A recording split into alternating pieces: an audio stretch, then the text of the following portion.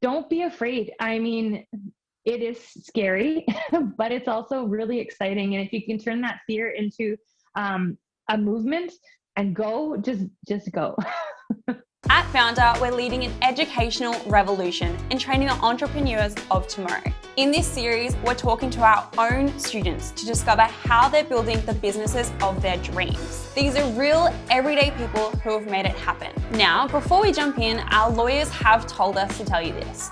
Of course, we can't guarantee you'll have the results like some of our stories we're about to share in this show. And as you know, with any business, it's a lot of hard work in addition to completing any online course. And with that said, welcome to From Zero to Foundr. Hey everyone, Molly here. I'm the community manager for Foundr magazine, and welcome to the series From Zero to Foundr. Today we're talking to Nikki Buchanan, who is the founder and CEO of IReuse2, and it is such an inspiring and incredible story that you probably won't believe. So let's jump into it. Hi Nikki, thank you so much for joining me today and sharing your journey with Start and Scale and your business IReuse2. I guess before we get into the big picture, why not start off by introducing yourself, where you're located, and just a little bit about your business. Okay, so my name is Nikki Buchanan. I am from Canada. More specifically, I'm from Winnipeg, Manitoba, born and raised. And my business is IReuse2. IReuse2 is a luxury, eco-sustainable, on-the-go cutlery brand. And all that means is that you're going to bring your own set of cutlery with you no matter where you go. So that way, when you're at work or at school or just eating out, you can say no more plastic waste. Thank you, I have my own. They're dishwasher safe because they're made of stainless steel. And now that COVID is here, it's a little bit better to be prepared, a little bit more safe. You have your own cutlery. You don't have to worry about what happened to the cutlery before I got to where I was going. Definitely think that's a great idea, especially considering the year that we just had. But I guess before we start, chatting more about your amazing business, why not tell me a little bit about where you were prior to IReuse2?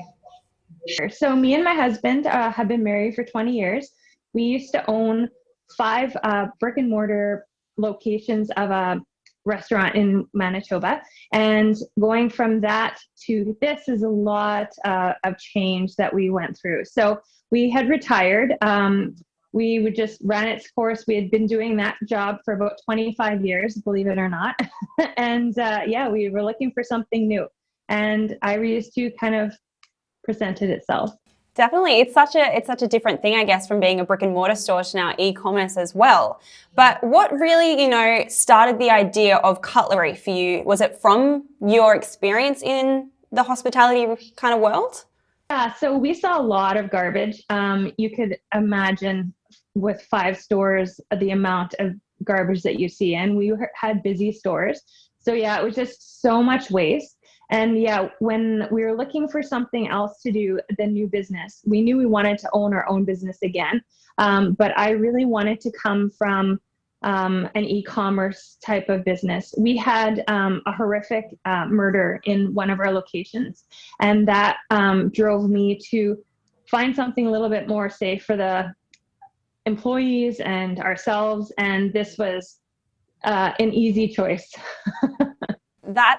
Wow, that is quite the story. I just can't even begin to imagine that life would have been like beforehand. And I guess, is that was really the selling point to try and move e-commerce based rather than brick and mortar? Yeah, we definitely knew that we had to do something for ourselves, and we enjoy that life. We enjoy owning our own businesses, the challenges of that. And believe me, there are challenges for sure.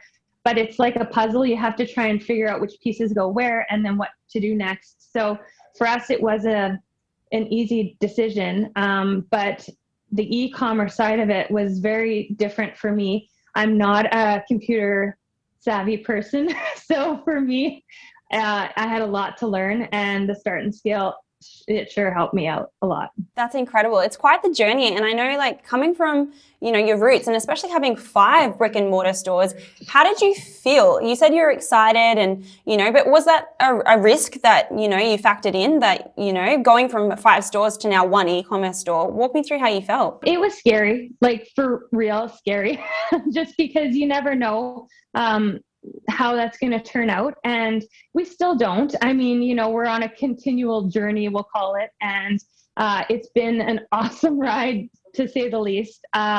But yeah, it was a lot to think about, especially saying I'm not super savvy with computers.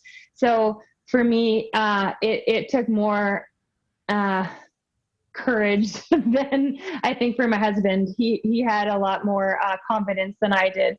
But yeah, we jumped in with 2 feet and just had to go, and we didn't turn back. Amazing. I think that's such a great attitude to have. And I guess, you know, you mentioned how you weren't so savvy. Is that how you stumbled across the Start and Scale course with Greta?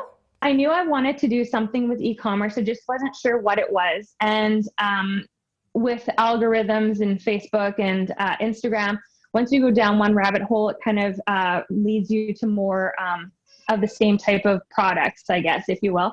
And so I was collecting data and information and things that I wanted to do with my free time now that we were retired, and things that I wanted to learn and that kind of thing. And then I just kept on seeing her course and it just kept popping up. And then I thought, you know what, this is something that I'm going to have to do. And so, yeah, it was a big investment at first for us because we were on a budget after being retired. We weren't sure like what we were going to do next, if money was going to come in. And so after that, yeah, I did it. I bought the course, and I think we had been retired for probably less than a month when we said, okay, we're doing this.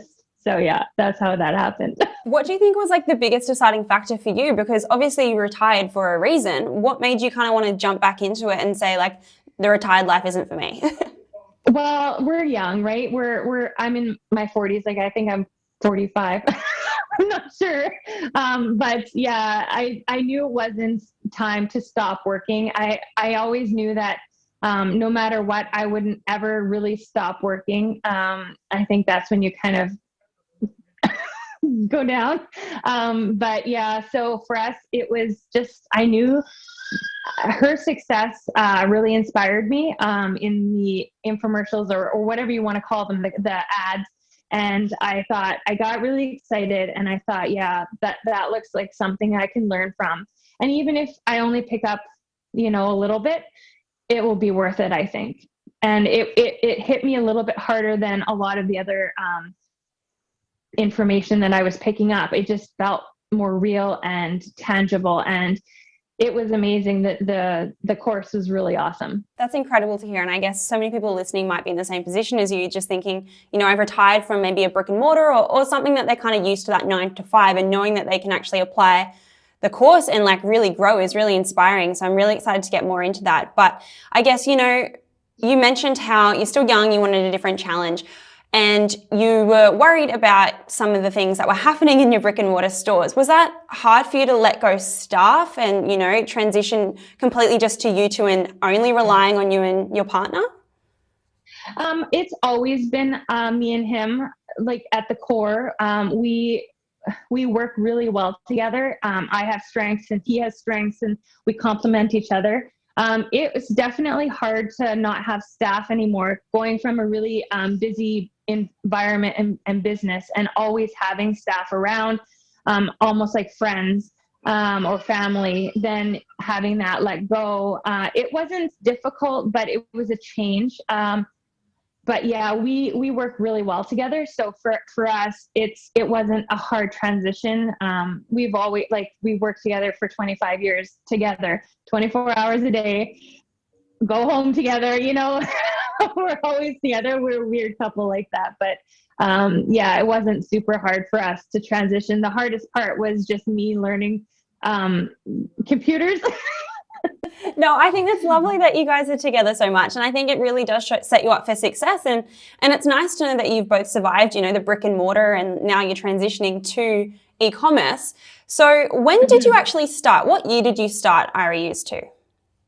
So we started in 2019.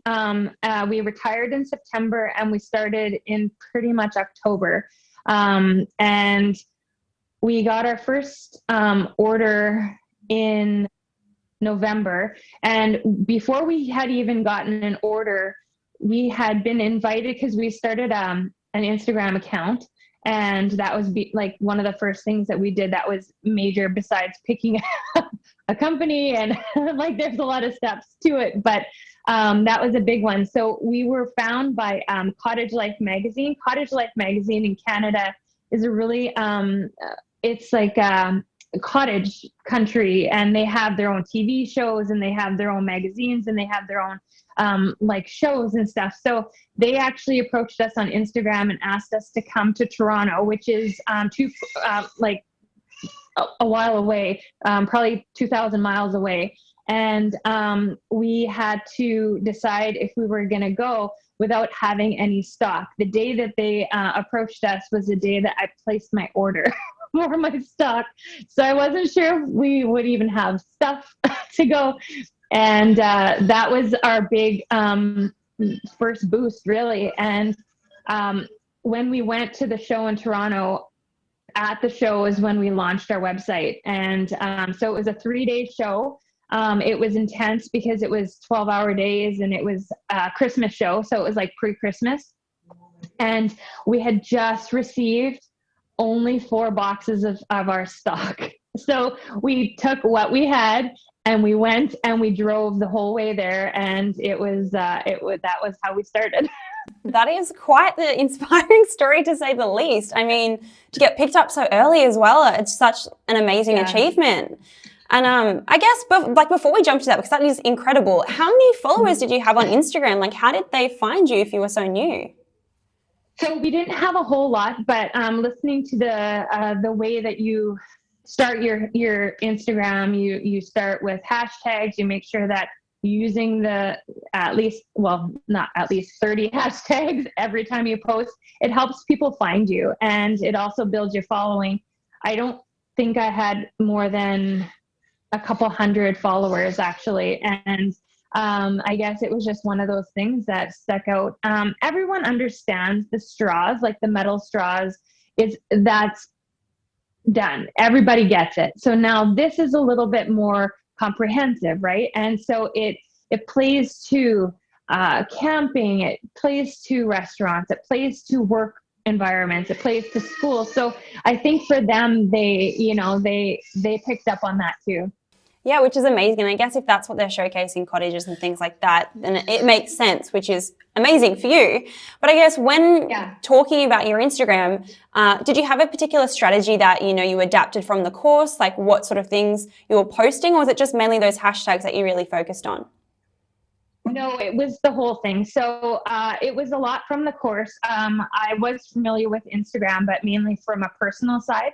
What we had to do was we posted every single day. At the beginning, we changed it up. So at the beginning, my format was a little different than it is now. Now what we do is every second day we post about our business. And then every other day we post either about food, because it's cutlery, so it makes sense. We also post about environmental, animals. I'm a huge animal lover.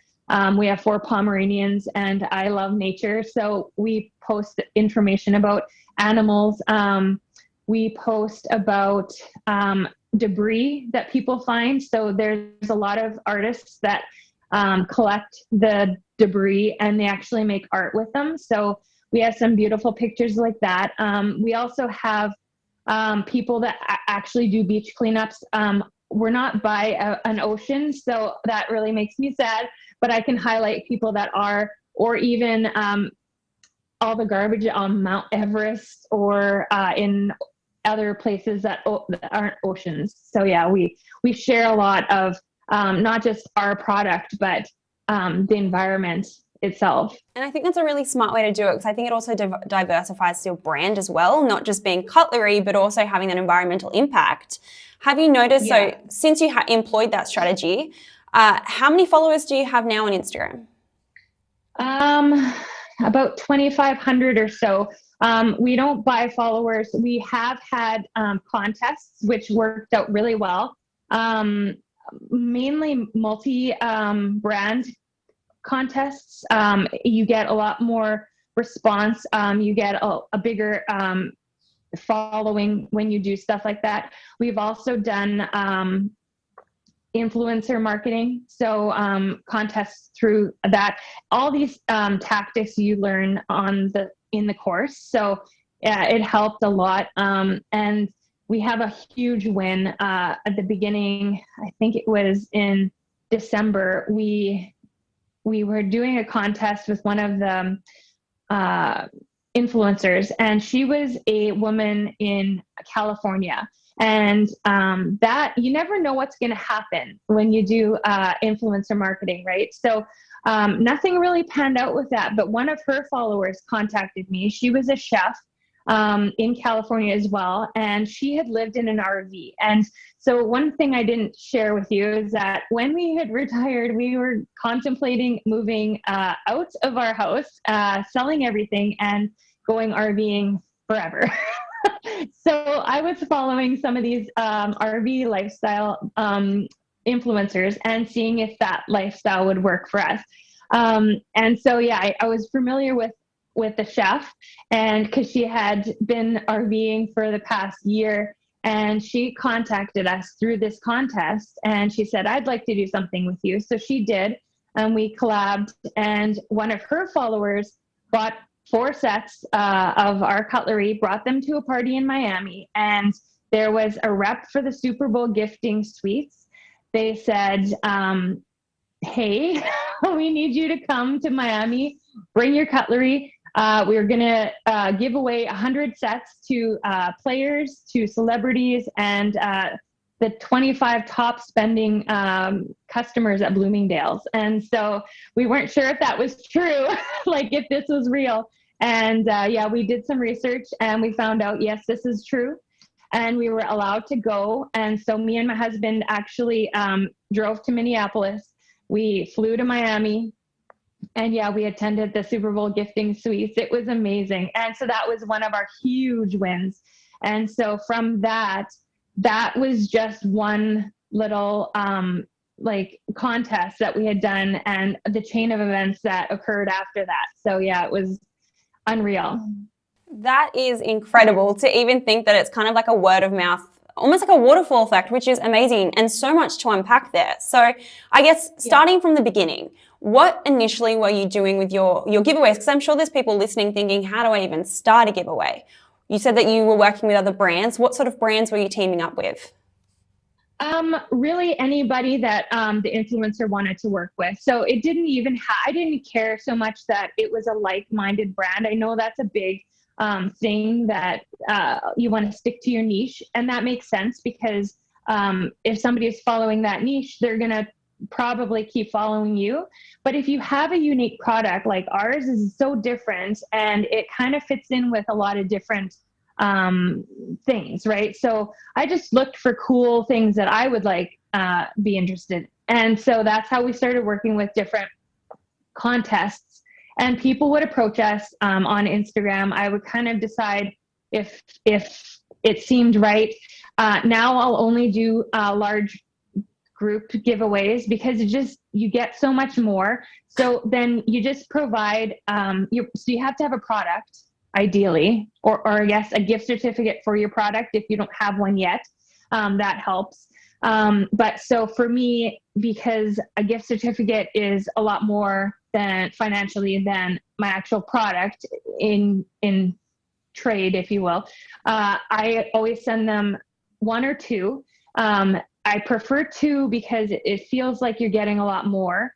You can give for them and a friend, or 2 contests or whatever. And yeah, it usually boosts our followers by, I'd say, a minimum of 100 every time that there's a contest. So I know that doesn't seem like a lot, but it's a lot. Like when you're not buying your followers, every single one is a lot. So, yeah. It's an extra 100 people that are seeing your brand, which may have not seen it before. So that's a really amazing advice. And I'm sure a lot of people will really appreciate it because, you're always stuck trying to think it's meant to be large numbers or thousands of people, but an extra 100 people is an extra 100 people. And I think your story in particular, the flow-on effect from one giveaway to another is just amazing. So talk me through that relationship that you ended up establishing with that chef. Is that something that you would end up continually using her for giveaways, or was that like a relationship that just led to new opportunities? It just led to new opportunities. So really, what I initially I had done was I gave her a set of 4 because we have a deal. When you buy 4, you get 1 for free. So you pay for 3, but you get 4 sets. So that's our like hook, if you will. It raises our bottom line, and more sets get out and helps the environment a little bit more. So based on that, we sent her 5 sets. So she got to give away as many as she wanted, and that's how that happened. And yeah, we've kind of shifted into from Instagram. We still do Instagram. It's very important for us, but we do ads every single week through Shopify. And Kit, I believe, is who we use for our Instagram ads.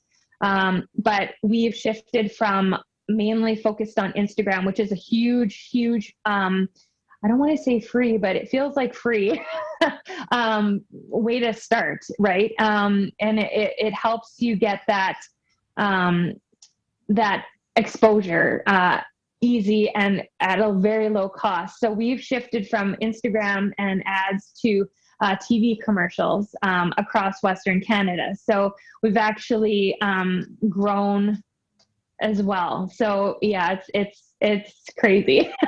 At Foundr, 99% of our content is free. Today's episode is only made possible by our incredible student community, from our magazine subscribers to the entrepreneurs enrolling in our course programs. If you are thinking of finally starting your own business, make sure to check out the exact free training that led today's guests to where they are now. Head to foundr.com/e-commerce training or follow the link in the show notes. That is amazing. And there's so many exciting things to talk about. And I guess, like from going something so new and modern as Instagram to going back to something so traditional as a TV commercial, what was the real pull behind that? Or what was, I guess, the deciding factor for you to be like, yeah, we need to be on TV? Well, our product is very visual, and we tried a couple different ways to advertise. So coming from the restaurant business, we knew flyers, and we tried flyers once. We didn't really want to do flyers, but we wanted our name to be out there locally. So we did do a flyer run. It was pricey, and we were very cautious because we are an environmentally concerned company. So we really didn't feel like that was a practical way to keep going. It's there just in case, but it wasn't for us. And because it is visual, it helps to have that visual product. So actually, one of our flyers, it's not the traditional flyer. So this is our flyer. It's shaped like our case. It has all of our colors that we have, and then there's a deal at the back. So that was one way that we went. But we also tried radio. Radio didn't pan out as well, just because you can't see it. So knowing that, we thought, okay, TV, we'll try it. And so we hit a local company TV station, and because of COVID, everything panned out at the right time. But because of COVID, people were pulling their TV spots, but it got cheaper for us because they had to fill the air. So they took us on, and for a decent first intro price. And it worked out really, really well. We got, because we're on Shopify, and we got a lot of hits every time that the commercial aired. So you could actually see when it was hitting, and it was almost the same as the contests on Instagram. You felt like that real tangible things are happening. You can see, your followers going up, and that helped a lot. So. Yeah, that's incredible. And I guess, that's a very smart way to put it. And I think it's great that you're adapting, especially to the world that's around us at the moment, because it's very ever changing. What was your strategy behind the TV commercial? Did you put your Instagram handle on that? Was it just simply showcasing the range that you have in the different colors and things like that? Talk to me through that. Yeah. So our big, what we wanted was just people to know our brand. It wasn't even price. It wasn't the special. It wasn't our incredible delivery service. It's not our luxury packaging or any of that stuff. It was literally just, here's IReuse2.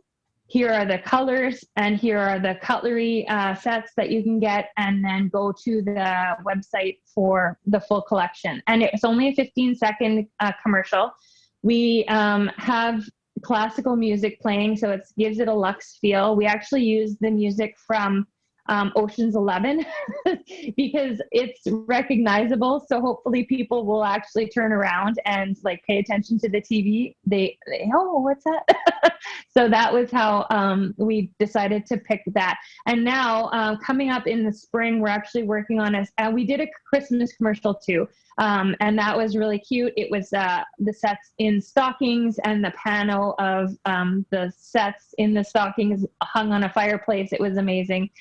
But yeah, in the spring, I'm very excited. We're working on a commercial highlighting our good doings in the environment as well, because we've sold over thousands and thousands of sets, and each one of those is potentially 3 meals a day.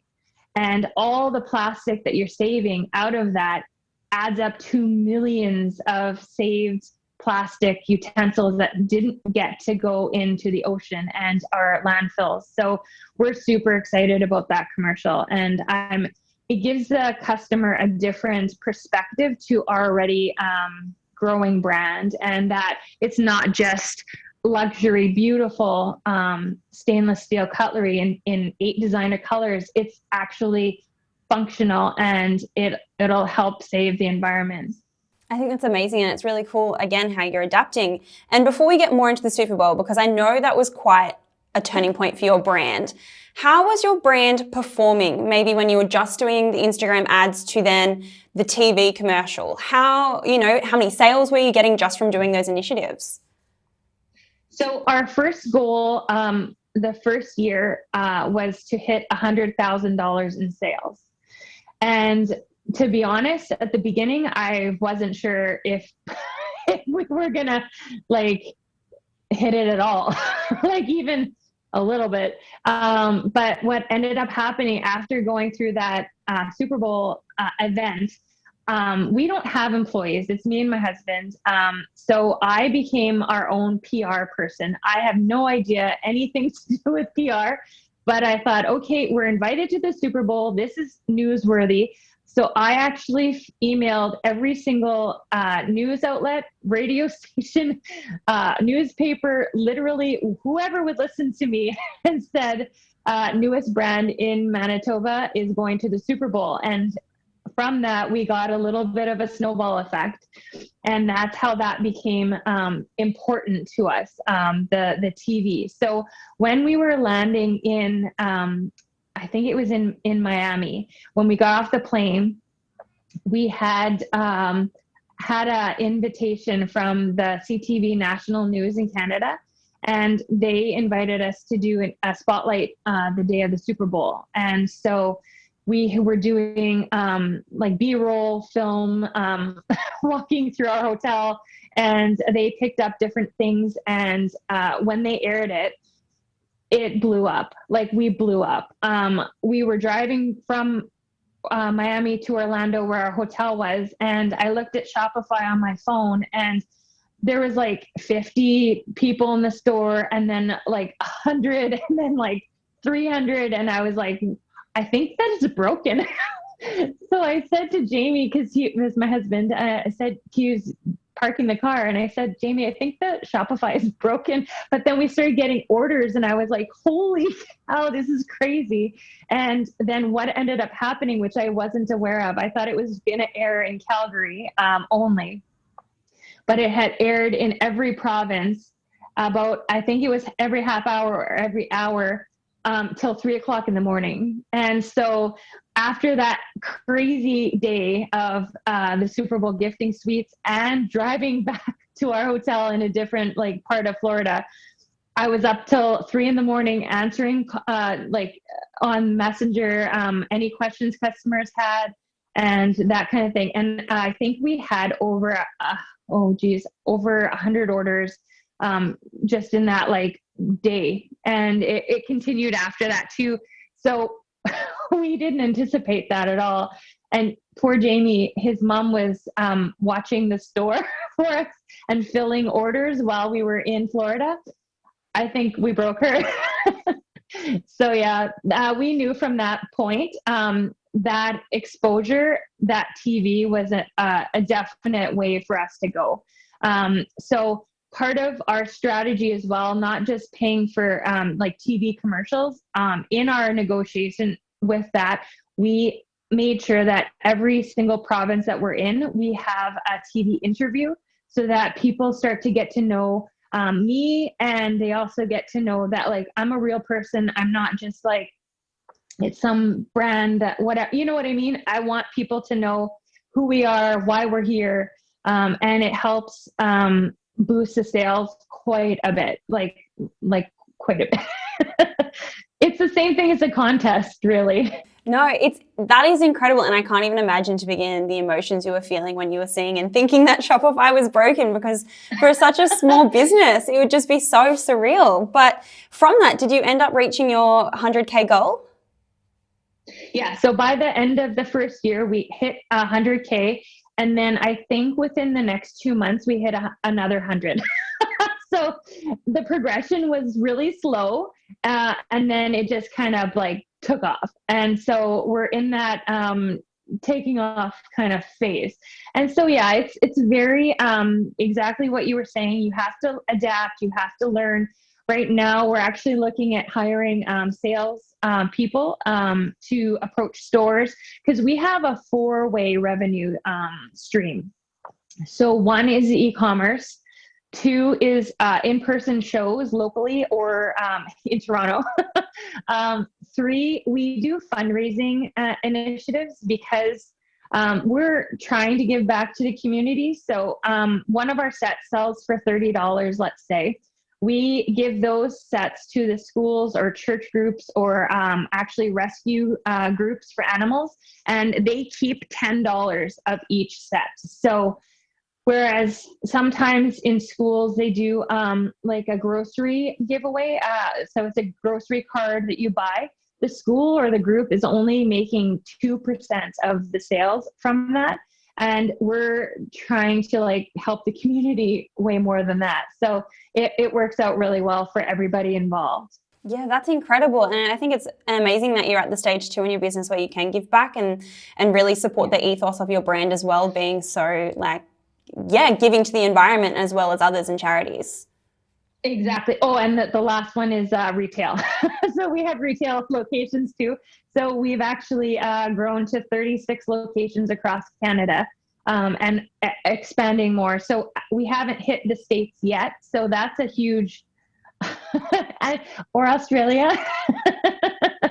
So yeah, we're excited about the future. There's so much more that can happen right now. It's amazing to think that your brand only started the end of 2019 and you're at 200K plus sales. Like that's an amazing, inspiring story. And I'm sure so many people listening will just love that. But I guess also I wanted to talk more about the Super Bowl, because that in itself is just absolutely incredible. And I know that you were able to meet a fair few people, and a bit of A-listers were able to grab some of your IReuse2 cutlery. Yeah, so it was really cool. We had a list of people that were going to show up with photos, because you never know. And I mean, I like football a lot. Like we're a football family, but that doesn't mean that I recognize everybody. So yeah, they had a list, and actually the people that weren't able to show up, you still got their contact information. So you were able to send them product as well. Some of them reposted on their Instagram or Twitter or Facebook or whatever they're on. So that was a cool boost. And then, yeah, the 25 top spenders from Bloomingdale's, that was awesome too. So yeah, we got to meet everybody. What ended up happening with the event is that you were assigned a photographer for the day. And so the photographer took photos of our product, like magazine quality photos. They took photos of the celebrities and players with the product. So we are able to do, you have the ability to share that as you wish.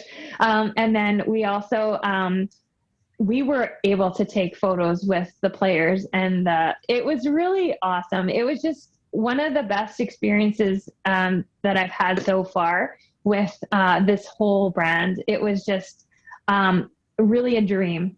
It really was. Especially to be a big football fan and being able to be there in person. I guess that's like a bucket list thing to be able to attend the Super Bowl, especially with a brand like that's your own, is such an amazing feat. And I guess from there, have you still managed to use influencer marketing? Is that still a big channel for you? We haven't, just because we shifted.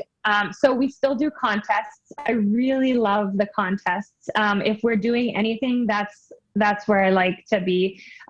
We really kind of shifted away from the influencer marketing for sure. We were invited to go, not just to the Super Bowl, but we were invited to go to Coachella. And we were about to go to Coachella in April. But then that COVID, and they also invited us to go to the Oscars and the Emmys and the ESPYs. So there was a lot of opportunities missed, but at the same time, hopefully there's next year. Yeah, sure. I can't even begin to imagine how that would feel in a couple of months. It's just completely flipped your world upside down. And I mean, there's so many more opportunities. And I think it's really great that your business is also very COVID relevant as well, because even with those missed opportunities, there's also a massive market that you've gained. And I guess you were mentioning you have retail as one of your revenue streams. How did you get into retail? Like, what was the process that you went through? By foot. So I went to stores that I thought would benefit from our product in Winnipeg. And I went in the door, I shook hands. This is pre-COVID. And I introduced myself and our product. And one of the first stores that took us, that was a huge win for me, just because it felt like it was validated. It was like, okay, somebody, it not just a face that I don't see on the internet, but like a real person who has a store says, yes, I believe in your product enough to take it and sell it to my customers too. And once that one store took it, I just felt like anything was possible. And so what I actually did was I looked for brands that were like mine. And I targeted the stores that they had their product in. And I emailed them, and I just kept emailing and emailing and emailing. So if we were slow and I was feeling sad because we weren't, super busy, I would turn that sadness into force, and I would email everybody I could. I think I sent out 200 emails in one day. And you just keep trying, and you never know who's going to bite. And then I keep all the ones that are interested, but not quite yet. I mean, COVID is a delicate situation for a lot of retailers, right? It's hurting everybody's everything. So it's a difficult time to approach businesses, but at the same time, if they're showing interest, then I keep it on my back burner, and I'll approach it when things are a little bit more open. No, that's a really smart idea. Yeah. And like you mentioned, it is a hard times for retail, but it's also great that you do have that backup and still people interested. And you have definitely become quite the PR girl, reaching out to all these different stores and magazines. And have you had any luck being published in any magazines or anything since the cottage homes? We were published with the Super Bowl event. We've been in all the newspapers. So just based on that, we got that. But the most recent big one for us, and we're still contemplating whether we're going to do it or not. We were approached by email by Dragon's Den. So Dragon's Den is like Shark Tank in Canada. And they asked me if we would apply to be on the show. So I also I always check. I guess I have trust issues. I check all the time. Is this real?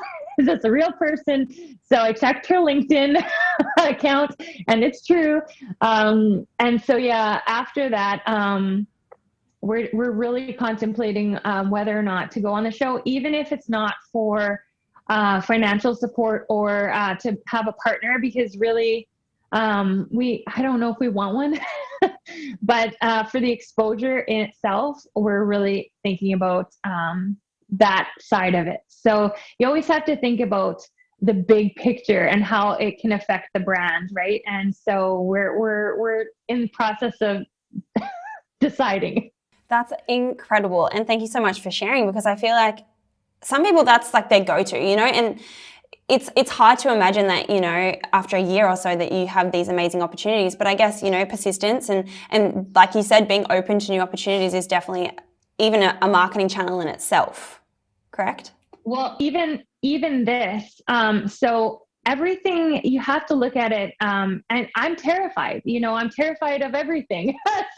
But you have to look at it as a gift and take that chance and just believe in your product, believe in yourself, and hope that good things come out of it, and you never know what actually could come out of it. It's just an incredible journey that we've been on. And I mean, it's only been just over a year, really. Super inspiring. And I know so many people listening will just think like, what has happened, like almost in shock, because I know I am when I heard your story. It's just amazing. But I guess the major thing, you've got how many colors now of your utensils and luxury cutlery? So we have 8 now, and we're actually bringing in a 9th. It started with 5 original colors. The one that started it all and what hooked me on our brand was we have an iridescent color. So iridescent is like a rainbow, and all of our utensils are branded. They're gorgeous and they're super durable. They're stainless steel, so they're dishwasher safe. We have the 8 different designer colors now, but everybody was asking for green. So I think just the eco, right? It's an eco color. It's a beautiful color. So we're actually bringing green in, and we expanded from cutlery only, and we actually brought in tumblers. So what we did with the tumblers is we had 3 different designed tumblers that we only brought 50 in. It's a limited edition, and once they're gone, they are gone. You cannot get them more. And then we're going to have a different limited edition, different maybe coffee cup instead. We want people to be able to use these things in their daily lives and expand the brand just a little bit. We don't want to really go crazy, but we also did bring in bags. So here in Canada, they're going to be banning single-use plastics, period, by the end of this year. It was supposed to be last year. And shopping bags are huge. Everybody knows they're terrible. So we brought in a shopping bag that's actually made from post-consumer water bottles or plastics. So they eliminate the garbage that's already going into the landfill. And then in addition, you're not going to throw more bags into the landfill either. So I'm super excited about the bags. They're just amazing. And they're super cute and just so pretty. So yeah, these are our bags. And they fold down tiny, so you can keep it in your car or your purse or your backpack. And then you just pull it out at the supermarket. I think that's amazing. And I love how you've let your brand become more than just what the idea originally was, which is what's also pushed in the Start and Scale program is, it's to help you formulate one idea and then keep adapting that same structure to help grow your business, which clearly is what you've done, which is amazing. And I think even having those limited edition pieces is similar to Greta's story with the 5th watches. Having that small piece that, keeps people coming back, I think is an amazing idea.